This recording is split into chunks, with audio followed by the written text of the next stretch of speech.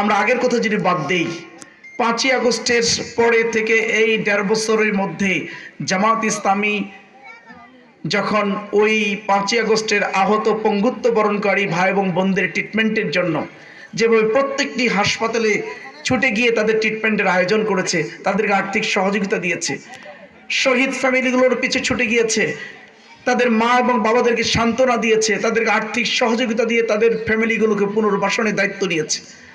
যখন রাষ্ট্রটা একটা ভঙ্গুর অবস্থা 5ই আগস্টের পরে, তখন এই রাষ্ট্রটাকে পুনর্গঠনের জন্য তত্ত্বাবধায়ক সরকারকে পাশে থেকে সহযোগিতা করে এই রাষ্ট্রকে গঠনের জন্য যখন উদ্যোগ গ্রহণ করেছে, তখন আরেকটা দল কি করেছে সেটা আমরা জানি না? জানি। সুতরাং এই জামাত ইসলামী পারে, এই দাঁড়িপাল্লায় পারে আগামী দিনে একটি সুন্দর আমাদের স্বপ্নের বাংলাদেশ বিনির্মাণ করতে। এজন্য আমাদের এই মূল্যবান ভোটটি, আমাদের এই আমানতটি আমরা যদি দাঁড়িপাল্লার পক্ষে আমরা অবস্থান দিই, দাঁড়িপাল্লাকে যদি দেই, তাহলে আগামী দিনগুলো হবে আমাদের স্বপ্নের দিন, সম্ভাবনার দিন, নিরাপদ এবং শান্তির দিন ইনশাআল্লাহ। আমরা ঠাকুরগাঁর মানুষ, আমরা অনেকে বলেছেন এখানে আমরা বঞ্চিত, আমরা অবহেলিত, বাস্তব কথা। আজকে যারা নির্বাচনের আগে বলছেন আমাদের এখানে হসপিটাল, আমরা হসপিটাল আধুনিক মেডিকেল করে হাসপাতাল নিয়ে আসবো, কারণ 1 বছর ধরে এই আপনাদের ভাই দেলোয়ার, আমি স্বাস্থ্য উপদেষ্টার সাথে সাক্ষাৎ করেছি, স্বাস্থ্য সচিবের সাথে সাক্ষাৎ করেছি, মানববন্ধন করেছি, সাংবাদিক সম্মেলন করেছি, আমি স্মারকলিপি দিয়েছি, দরখাস্ত দিয়েছি, সব দিয়ে আমি বোঝানোর চেষ্টা করেছি এই ঠাকুরগাঁর 17 লক্ষ মানুষের জন্য একটা আধুনিক মেডিকেল কলেজ হাসপাতাল লাগবে, না হলে এই ঠাকুরগাঁর মানুষগুলো স্বাস্থ্য সেবা থেকে বঞ্চিত হচ্ছে।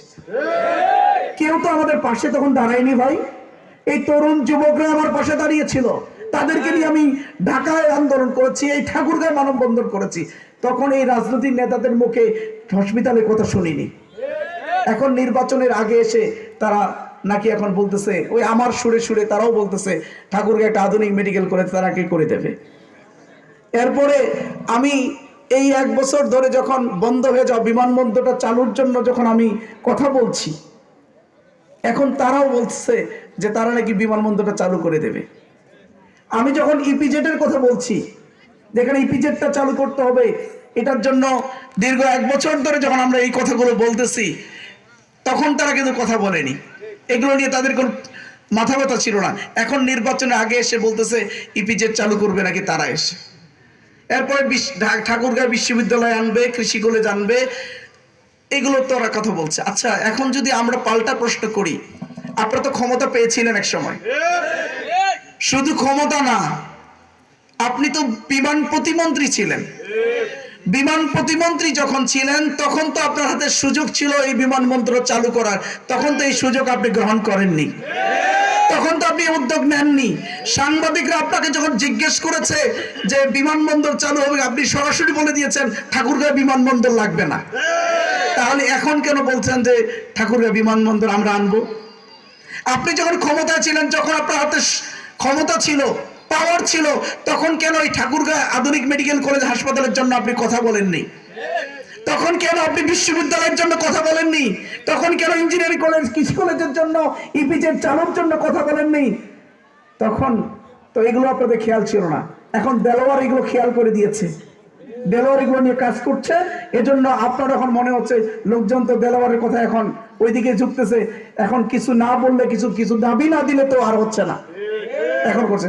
ভালো কথা, আমি তো অ্যাপ্রিসিয়েট করি যে আমাদের সবাই মিলেই আসলে এই দাবিগুলো অনেক আগে থেকে বলা উচিত ছিল, এবং যখন পাওয়ার ছিল তখন এই দাবিগুলো বাস্তবায়নে যখন সুযোগ ছিল তাদের হাতে, তখন এই কাজগুলো করার দরকার ছিল। ইনশাআল্লাহ আমি এই দাবিগুলো নিয়ে কথা বলছি। আল্লাহ রাব্বুল আলামিন চাহে তো আপনাদের এই ভাই এই দাবিগুলো পূরণ করবে ইনশাআল্লাহ। মানুষের স্বাস্থ্য সেবা নিশ্চিত করার জন্য এখানে আধুনিক মেডিকেল কলেজ হাসপাতাল আমরাই নিয়ে আসবো ইনশাআল্লাহ। এখানে বিশ্ববিদ্যালয় আসবে, ইঞ্জিনিয়ারিং কলেজের অনুমোদন ইতিমধ্যে হয়ে গেছে, সেটাও আসবে। কৃষি কলেজের জন্য অনুমোদন চাওয়া হয়েছে, সেটা অনুমোদন হয়ে গেলে সেটাও এখানে হবে। ইপিজেড এর জন্য আমরা কথা বলেছিলাম, ইপিজেড ভিজিট করে গেছে, ইনশাআল্লাহ ইপিজেড চালু হবে।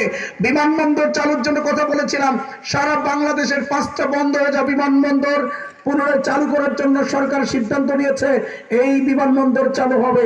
এইভাবেই আগামী দিনে এই ঠাকুরগাঁওকে উন্নত, সমৃদ্ধ এবং বাংলাদেশের মানচিত্রে মাথা উঁচু করে ধরবার ক্ষেত্রে আমরাই ভূমিকা পালন করবো ইনশাআল্লাহ। আজকে বেকার সমস্যা, হাজার হাজার বেকার যুবক যুবতীরা আজকে কর্মহীন হয়ে পড়ে আছে, তাদের চাকরি নেই, কর্মসংস্থানের কোনো ব্যবস্থাই ঠাকুরগাঁওর মধ্যে নেই। আপনারা যখন ক্ষমতায় ছিলেন কেন এখানে ইন্ডাস্ট্রি গড়ে তোলার স্বপ্ন দেখেননি? আমার এই ঠাকুরগাঁওর ভুট্টা দিয়ে গাজীপুরে ইন্ডাস্ট্রি গড়ে উঠেছে, আমার এখানকার আম দিয়ে গাজীপুরে ফুড প্রসেসিং এর ইন্ডাস্ট্রি গড়ে উঠেছে, এখানকার গম, এখানকার আলু দিয়ে দেশের বিভিন্ন প্রান্তের ইন্ডাস্ট্রি হয়েছে, আমরা ইন্ডাস্ট্রি করতে পারিনি। আজকে যদি ঠাকুরগাঁও কিছু শিল্প প্রতিষ্ঠান গড়ে তোলা যায়, ইন্ডাস্ট্রি গড়ে তোলা যায়, কলকারখানা গড়ে তোলা